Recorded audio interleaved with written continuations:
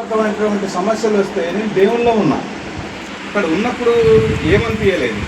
ఆ తర్వాతకు జరిగిన విషయం ఏంటంటే, ఎంత మంచుకుంటానో చిన్న తప్పిదం జరిగిందంటే నా జీవితంలో ఇక నన్ను చూడలేరు అన్నట్టు. ఎన్ని వేలు ఖర్చు పెట్టినో అది కూడా చాలా మంది చూసుంటారు. అయితే ఎందుకు ఇట్లా జరుగుతుందంటే, ఎవరి దగ్గరికి పోయినా కానీ మీ ఇంట్లో దేవతుంది ఇదే పరిస్థితి జరుగుతుంది. డబ్బులు కూడా నేను ఇవ్వడం జరిగింది పాస్టర్ గారికి. అయ్యా నాకు ఇంట్లో ప్రార్థన పెట్టాను అని గిరయ్య గారికి డబ్బులు ఫోన్పే కొట్టితే ఇప్పుడు గిరయ్య గారు ఏం చెప్పిందంటే, నువ్వు ఉన్న పరిస్థితులలో నువ్వు ప్రశాంతంగా నిమ్మలంగా నువ్వు సంతోషంగా ఉన్నప్పుడు నేను ఇంతకంటే నీకు ఉత్తేజంగా సంతోషంగా నేను ప్రార్థన పెట్టించి నేను చేస్తా, కానీ ఇప్పుడు కొద్ది రోజులు ఆగు అని చెప్పేసి నాకు చెప్పడం జరిగింది. అట్లా ఎన్నిసార్లు ఎట్లాంటి పరిస్థితుల్లో వచ్చినా కానీ అనేక రకమైనటువంటి కళలు, అనేక రకమైనటువంటి సైతాను రైలు బండ్లు, గొడ్లను గంపుడు, మనుషులు, ఈ అంతా రకరకాలైనటువంటి పరిస్థితి జరుగుతుంది. అసలు ఎందుకు ఇట్లా జరుగుతుంది ఏంటి అనుకోకుండా ఎన్ని రకాల సమస్యలు వచ్చినా ఎప్పుడు ముందు పడట్లేదు. చాలా కాలం నుంచి అమ్మగారికి చెప్తున్నా, అయ్యగారికి చెప్తున్నా, మన సంఘస్థులకు కూడా తెలిసి నేను ప్రార్థన పెట్టిస్తానంటే ఏ రోజు కూడా నాకు అది ముందు పడే పరిస్థితి లేదు. ప్రార్థన పెట్టిద్దామంటే అలాగే డబ్బులు కథం.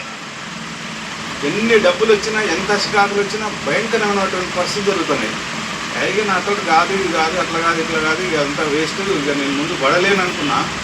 ఒక రాత్రి మరి నా మనసులో అనుకున్న తండ్రిని ఇష్టం అని చెప్పేసి అనుకున్న తర్వాత తేజమ్మ గారు ముందొస్తుంది, గిరయ్య గారు వెనకొస్తుంది. అరే ఏం చెప్పిండ్రు నా గురించి, నన్ను సెట్ చేద్దామని, నన్ను చూద్దామన్నది వస్తున్నట్టుంది వీళ్ళు. తేజమ్మ గారు ఎర్ర చీర కట్టుకున్నది, గిరయ్య గారు వెనకొత్తండు. అరే నన్ను ఏం చెప్పిండ్రు, సంఘస్థులు చెప్పిండ్రు, ఏం చెప్పిండ్రు, నగేష్ ఎట్లున్నాడో ఏం సంగతి చూద్దాం దా అని చెప్పేసి పట్టుకొచ్చినట్టుంది అని వీటిపల్లి వేసిన. వీటిపల్లి వేసే వరకే 1:40, 2 అవుతుంది.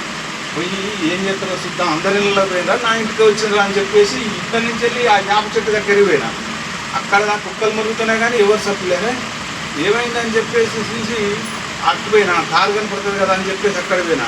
అక్కడ కారు లేదు అని చెప్పేసి ఎక్కడన్నా ఎంకన్నోళ్ళ ఇంటికి ఇట్లా పెట్టి అందరి గృహం పరిచయం చేస్తారా, లేకపోతే చూద్దామని వచ్చిండ్రా, లేకపోతే దేనికోసం వచ్చిందని చెప్పేసి చూసిన తర్వాత ఇదంతా ఏంది నాకు కళ అని చెప్పేసి ఇప్పుడు దేవుని మొక్కిన తర్వాత నా మనసులో అనుకున్నా.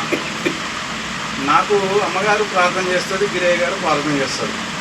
అప్పుడు ఎక్కడ లేనటువంటి బలము, ఉత్తేజము, అంటే ఒక పేషెంట్ కనుక గ్లూకోజ్ ఎక్కితే బాడీలో ఎంత ఎనర్జీ ఉంటుందో, ఎంత శక్తి ఉంటుందో అట్లాంటి పరిస్థితి. ఆ తర్వాత నేను సైతాన్ మార్గంలో ఒక్క క్షణం కనుక తప్పు చేసిననుకో నా పని అవుట్.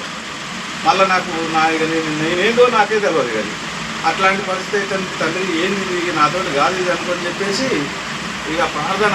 అమ్మగారు ఏం చెప్పింది, తేజమ్మ గారు, మీరు ఎక్కడున్నా, ఏ పరిస్థితులున్నా, ఎట్లాంటి స్థితులున్నా మీరు దేవుణ్ణి స్మరించండి, దేవుని పాట పాడండి, దేవుని మీ మదిలో ఎప్పుడైనా ఏ పని చేసుకుంటేనైనా ఎక్కడున్నా అన్న తర్వాత నాకు చాలా నాకు అదే ఇక ఈ దేవుడు మనలో ఉన్నప్పుడు ఏం చేయలేదు అనుకొని 100 రోజుల పనికి పోయినా, ఎక్కడ పోయినా, ఏది చూసినా కానీ ఎప్పుడైతే నేను అది విశ్వసించానో నా ఆధార్ కార్డు, నా పని బుక్ కానీ ఏ విషయంలో కూడా నాకు తేడా లేదు. అంత శాంతి, నిమ్మలం, అంత ప్రశాంతత వచ్చేసింది. ఆ తర్వాత నాకు అనిపించింది, నేను ఈ డబ్బులు ఏం చేయాలి, పోస్ట్ ఆఫీసులో పెట్టాలి. అవి బ్యాంకులో నేను ఫోన్పేకి వస్తాయి. ఫోన్పేకి వచ్చినాక నాతో ఉంటారు మంచి సైతాన్లు, అందరిని కూర్చోబెట్టాలి, ఇక చేయాలి, ఇది చేయాలి, అంతా మళ్ళీ అల్లకి పోవాలి. నేను అమ్మ ఇట్లయితే బాగలేదు, ఆ బ్యాంకుకే వద్దు, ఆ బ్యాంక్ కూడా డెపిసిట్ కావాలి, పోస్ట్ ఆఫీస్ ఉంటే అవి తీయలేను, పోలేను, అవి నాకు ఫోన్పేలకు రావు అని చెప్పేసి అట్లా నేను డబ్బులు పొదుపు చేసి అప్పుడు ఇప్పుడు ఇక్కడ మీ ముందే ఉంది.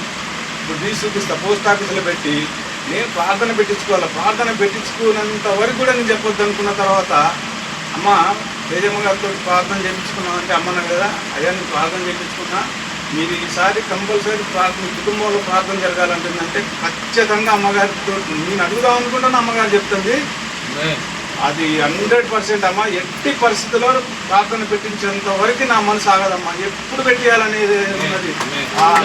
ఇలాంటి పరిస్థితుల్లో జరిగింది. నేను ఎప్పుడు కూడా నా దేవుడు ఓడిపోయినాడు, తల వంచుకునేటట్టు నా దేవుడు తల ఎత్తుకునేటట్టు నన్ను చూస్తాడు. ఆయన సముద్రాన్ని ఒక్క గద్దింపుతోటి గడగడలాడించినటువంటి నా గొప్ప దేవుడుని చెప్పేసి ఎట్లాంటి పరిస్థితుల్లో కూడా భయపడకుండా వెళ్ళిపోతున్నా. నాకు నీకు యాక్సిడెంట్ జరుగుతుంది, నీకు ఇంట్లో మైసమ్మ మొలుతుంది. ఈ రాగి చెట్టు కోసం నాకు ఎంతోమంది చెప్పారు, రాగి చెట్టు ఈడ మొలిసింది, ఇంటి నిండా మొలిసినాయి, నువ్వు పెట్టాలి, నువ్వు చేసి నీ దేవుడు నీకే కానీ మళ్ళీ నువ్వు అటం వేయాలి జరించాను. నా ప్రాణం పోయినా దేవుడికి వెళ్తాడా ఈ సైతానికి వెళ్తాడా అనుకున్నా. అది ఎట్లాంటి పరిస్థితుల్లో కూడా నా దరిదాపు చేరకుండా అమ్మగారు ఎప్పుడైతే నాకు వచ్చి ప్రార్థన చేసిపోతుంది అనిపించిందో అప్పటి నుంచి నాకు ఎట్లాంటి కలలు రావట్లేదు, ఎట్లాంటి ఆందోళన లేదు.